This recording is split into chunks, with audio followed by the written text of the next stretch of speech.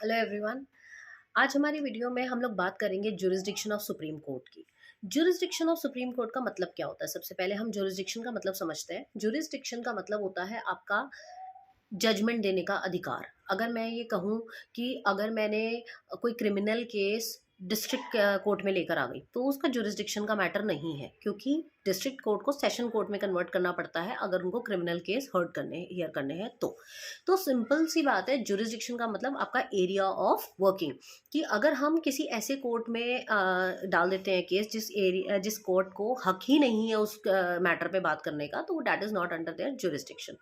सो अगर हम बात करें what are the various jurisdiction of supreme court of India, supreme court के ज्यूरिसडिक्शन की हम बात कर रहे हैं कि ज्यूरिसडिक्शन ऑफ सुप्रीम कोर्ट क्या है, तो आप उसमें 4 तरीके की ज्यूरिसडिक्शन लिखेंगे। Number 1, original jurisdiction. Number 2, appellate jurisdiction. Number 3, advisory jurisdiction. And number 4 is court of record. We'll repeat it again. पहला नंबर है ओरिजिनल jurisdiction, दूसरा है appellate jurisdiction, तीसरा है advisory jurisdiction, and number 4 is court of record. Now let's understand it one by one. Number 1, as I told you, original jurisdiction. What do you mean by original jurisdiction?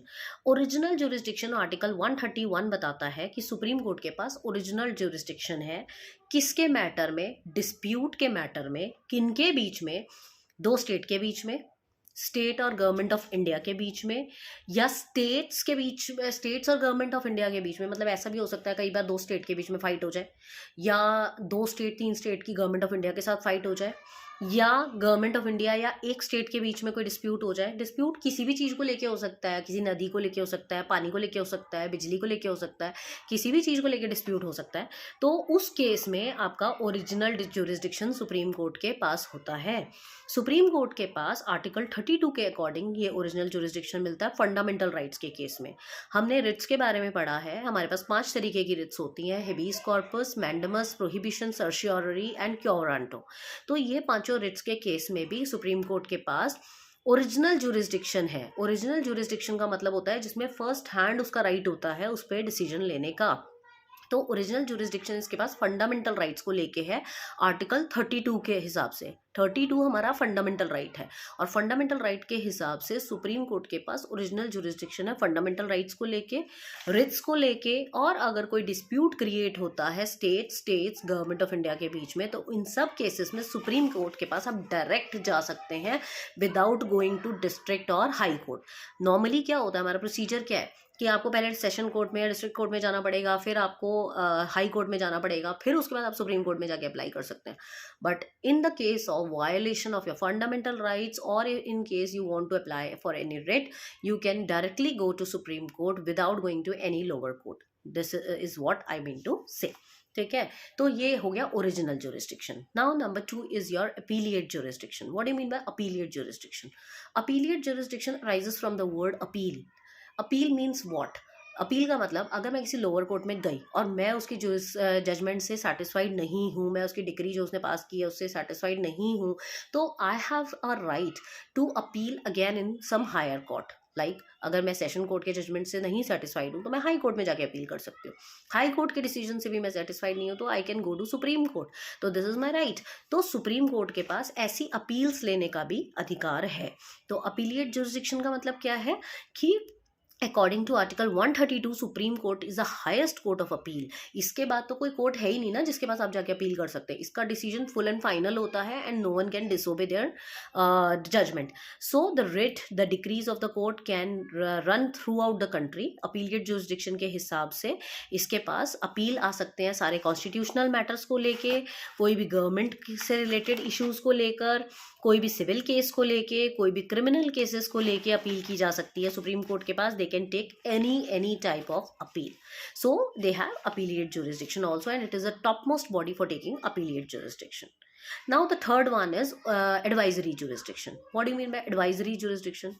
Supreme court के पास एक advisory jurisdiction भी होता है। Advisory जैसे कि नाम से पता चल रहा है, एडवाइस गिविंग बॉडी। वो ऐसा भी कर सकते हैं कि आपको अगर ऐसा लगता है हायर कोर्ट को या लोअर कोर्ट को कि हमें इस चीज़ में सुप्रीम कोर्ट की एडवाइस लेनी है, हम जजमेंट लेने में असमर्थ हो रहे हैं, हम डाइसी हो रहे हैं, हमें समझ में नहीं आ रहा है कि इस चीज़ का फैसला किस तरीके से लेना है, तो in that case supreme court helps them with their advice. तो उस केस में लोअर कोर्ट को डिसीजन लेना आसान हो जाता है। Now let's talk about the fourth and last one, that is court of record.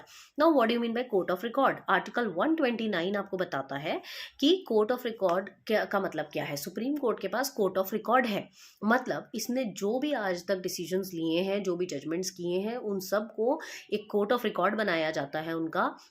और वो कुछ ऐसे रिकॉर्ड्स होते हैं जिनको संभाल कर रखा जाता है आगे आने वाले किसी भी केस के लिए, जो कि लोअर कोर्ट अगर कभी जजमेंट लेते हैं, कोई डिसीजन लेते हैं, तो उनको उस डिसीजन को, उन कोर्ट ऑफ रिकॉर्ड को यूज़ कर सकते हैं, उनकी हेल्प ले सकते हैं, उसमें से अपनी जजमेंट को दे सकते हैं। और दूसरा इसका मतलब ये भी है कि आप कोई भी लोअर कोर्ट मतलब डिनाई नहीं कर सकती। सपोज अगर सुप्रीम कोर्ट ने किसी एक पर्टिकुलर केस में कोई डिसीजन दिया है और सेम ऐसा केस 4 साल के बाद कहीं लोअर कोर्ट में आ गया, तो मैं अगर जाकर उनको ये बोलती हूँ कि सुप्रीम कोर्ट ने सेम ऐसे केस में ये फैसला दिया था, और अगर वहाँ पर वो लोअर कोर्ट उस चीज़ को नहीं मानती है, तो वहाँ पर वो लोअर कोर्ट के ऊपर पूरा एक्शन लिया जाता है, क्योंकि वो कोर्ट ऑफ रिकॉर्ड को डिनाई नहीं कर सकते। They have no right to deny the court of record.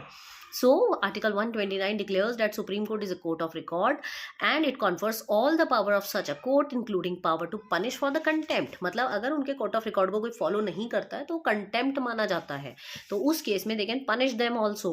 तो ये बहुत बड़ी पावर है सुप्रीम कोर्ट की, कोर्ट ऑफ रिकॉर्ड की। तो कोर्ट ऑफ रिकॉर्ड मानना बहुत ज़्यादा ज़रूरी है। ये वर्डिक्ट्स होते हैं सुप्रीम कोर्ट के, जिसको रिकॉर्ड बनाया जाता है और उसको यूज़ करके ही आगे के डिसीजंस भी लिए जा सकते हैं। सो व्हाट वी स्टडीड कि what are the jurisdiction of Supreme Court? There are 4 types of jurisdiction: original, advisory, appellate and court of record. Remember friends, ये